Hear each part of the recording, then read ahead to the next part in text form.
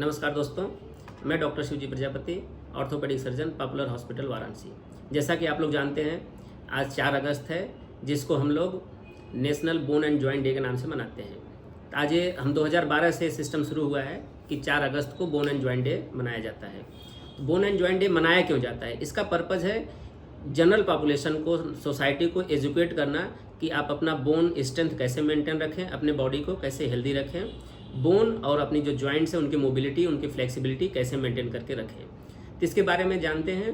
तो बेसिकली मैं बताना चाहूँगा कि इसमें बोन स्ट्रेंथ के लिए सबसे ज़रूरी है, जैसे कि आपका घर का पिलर होता है, घर का स्ट्रेंथ डिपेंड करता है घर के पिलर पे, तो वैसे ही हमारे जो शरीर का ढांचा है, जो स्केलेटल सिस्टम है, वो डिपेंड करता है बोन पे। तो जितनी बोन स्ट्रेंथ हमारी अच्छी होगी, उतना ही हम पेन फ्री रहेंगे, उतनी ही हमारी मोबिलिटी अच्छी रहेगी।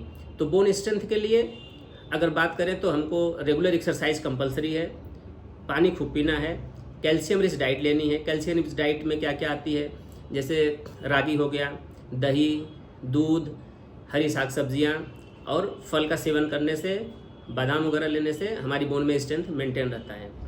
Regular exercise is must for strength of the bone. इसके साथ ही अगर बात करें कि अवेयरनेस का क्यों ज़रूरत है, क्योंकि अभी सबका लाइफ स्टाइल कॉर्पोरेट जैसा हो गया है। सुबह ऑफिस जाते हैं, शाम को घर आते हैं, सोते हैं, फिर सुबह ऑफिस। तो हमारा धूप में एक्सपोजर बिल्कुल नहीं होता है। तो एक्सरसाइज करना है और बॉडी को कम से कम आधे घंटे के लिए आपको धूप में जाना है, बाहर जाना है, खुले स्पेस में जाना है, ताकि विटामिन डी और कैल्शियम की मात्रा का जो कंपोजिशन है वो मेंटेन रहे। इस बार का जो हमारा national bone and joint day का जो थीम है वो है prevent road traffic accident. Road traffic के बारे में है।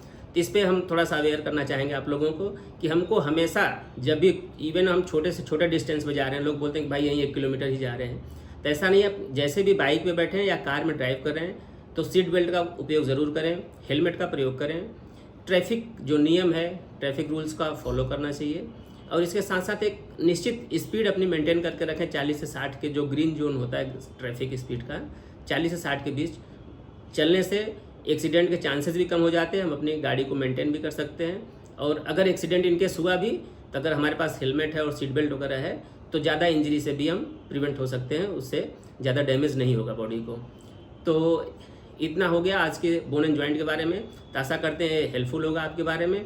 एक लाइन और थोड़ा सा बोलना चाहेंगे कि जो बेसिक क्लिनिकल फीचर्स हैं, जैसे किसी आदमी का अगर 20 से 30 साल या 40 साल एज है और उसका कमर दर्द हो रहा है काफ़ी दिनों से, तो उसको हो सकता है आर्थराइटिस हो, जिसको बोलते हैं एंकाइलोजिंग स्पॉन्डिलाइटिस। तो उसके लिए आपको ऑर्थोपेडिशियन से कंसल्ट करना है। ओल्ड एज 50 के आसपास किसी के नी पेन हो रहा है, 50-55, तो हो सकता है ऑस्टियोआर्थराइटिस हो। यंग एज 40-50 साल की एज में अगर अल्कोहल लेते हैं, स्मोकिंग करते हैं, उसके बाद आपका जॉइंट्स पेन बढ़ जाता है, तो हो सकता है आपको हाइपरयूरेसिमिया, गाउट सिंड्रोम हो। तो ये सब बेसिक हैं बीमारियां जो आपको डेली लाइफ में देखने को मिलती हैं। तो अगर ऐसा कुछ है तो आपको कंसल्ट कर लेना चाहिए जल्दी से जल्दी। तो होता है ना, prevention is better than cure. तो हमको उस पर अगर थोड़ी सी भी दिक्कत है तो जल्दी हम अगर अर्ली इंटरवेंट कर लेंगे, अर्ली ट्रीटमेंट, अर्ली इलाज कर लेंगे, तो आगे उसके कॉम्प्लिकेशन से बचा जा सकता है। धन्यवाद।